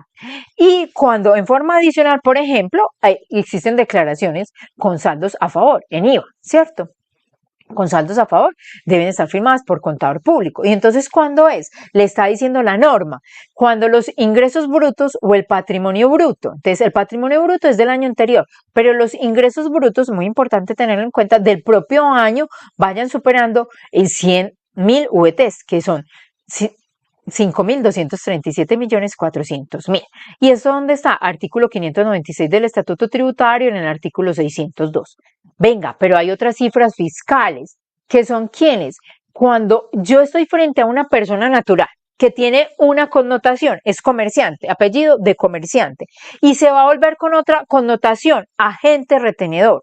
Entonces nosotros lo denominamos PN, comerciante retenedora, que ellos hacen retención como si fuera una persona jurídica. Entonces yo tengo que mirar en su declaración cuáles son esos ingresos fiscales, o sea, cifras fiscales. Y dice ingresos brutos o patrimonio bruto que supere las 30.000 VTs. Entonces son 1.493.970.000. Entonces ahí es donde lo tengo que hacer. Vea, y no se incluyen dentro de estos ingresos los provenientes de ganancias ocasionales. Bueno, pero ¿qué es importante? Vea, si usted es el contador de una persona natural, comerciante, que aún no es agente de retención porque no supera los topes, debe estar pendiente de esos ingresos que él tiene o el patrimonio a diciembre 31, porque es que usted no va a esperar la presentación de la declaración de renta por allá en julio, agosto, para decir, ve, este es agente de retención desde enero 1. No, porque dejó de hacer retenciones en la fuente y puede tener una sanción penal porque estaba en la obligación de efectuar las retenciones. No, usted hoy, con la información que tiene de él, o mejor, con la información que tenga recopilada, si ya superó este acumulado, va haciendo cuentas y dejando la nota. Debo actualizar el RUT apenas llegue en enero. O va a ir a chequear en diciembre 31 esos topes. Bueno, dentro de estas obligaciones formales, por aquí había un asterisco, o mejor, una estrella, donde estábamos hablando de estas cifras contables para el revisor fiscal y existe un concepto del Consejo Técnico de la Contaduría que hemos utilizado para salvar en ocasiones trámites de solicitud de devolución, porque la DIAN ha dicho, vea, esa declaración tenía que estar firmada por el revisor fiscal. Entonces uno le dice a la DIAN, no, puede que tributariamente o en la declaración tenga otros reconocimientos de ingresos, pero es que yo para tener un revisor fiscal me voy para las cifras contables, entonces debo revisar en las cifras contables para esa obligación de tener revisor fiscal. Entonces ahí está pues como ese tema. Miren, ¿qué más obligaciones formales hay que revisar? ¿O qué más hace parte de revisar con topes ahorita diciembre 31? Vea, yo persona natural, que yo soy un no responsable de IVA o un no responsable de Impuesto Nacional al Consumo. Debo estar pendiente de mi acumulado de ingresos. ¿De ingresos por qué? Por esas actividades. Entonces, ¿cuáles actividades? Actividades grabadas. Y entonces la norma le dice, venga, si sus ingresos grabados son inferiores a 3.500 VTs, que para el año 2025 son 174.297.000, usted sigue siendo no responsable. Entonces hoy usted dice, ay, venga, me resultó un contrato, yo llevo 150 millones de pesos y me resultó un contrato ahorita por diciembre extra de una auditoría y me van a pagar 30 millones de pesos. Ahí quedó condicionada su situación de no responsable. Ah, también, ¿qué le está diciendo la norma? Venga, fíjese si de un solo tajo, no por el acumulado de las operaciones, sino de un solo tajo, usted dice, yo sigo siendo no responsable. Aquí estoy. Mis ingresos en el año son 15 millones, yo apenas estaba dando las primeras de cambio, pero me resultó un contrato muy importante y es un contrato con una entidad distinta del Estado. Una empresa me contrató para hacer unos procesos y dentro de ese proceso ya pactamos que mis honorarios van a ser 175 millones de pesos. Entonces usted, aunque antes era no responsable porque apenas tenía 15 millones de pesos, ya se volvió responsable y tiene la obligación en el próximo periodo de inscribirse y cumplir con lo demás que le corresponde a responsables. No solamente la facturación, sino también presentar las declaraciones y pagar. También hay que recordar que la norma vincula esta responsabilidad frente al IVA relacionado con un tema, las consignaciones bancarias. Y esa norma cambió. Hace rato ya nos hicieron claridad para beneficio de todos que es las consignaciones bancarias de esa actividad grabada. Entonces puede que usted no tenga un registro de cuántas operaciones grabadas realizó el contribuyente y la DIAN tenga mecanismo de decirle, a usted le pagaron, estas consignaciones son de esta empresa y mire, y esta empresa lo reportó a usted en honorarios, entonces usted ya se vuelve responsable, como vimos ahora con Marcela en uno de los programas que es esta responsabilidad frente al IVA. Y lo mismo ocurre frente al Impuesto Nacional al Consumo, pero es sobre esas operaciones y el tope sigue siendo 3.500 VTs. Bueno, Entonces también hay que estar pendiente del cumplimiento de estas obligaciones formales, que va muy de la mano de también ver como los parágrafos que tiene el decreto de plazos, donde establece esta medición de en qué periodo fiscal de IVA debo ubicarme.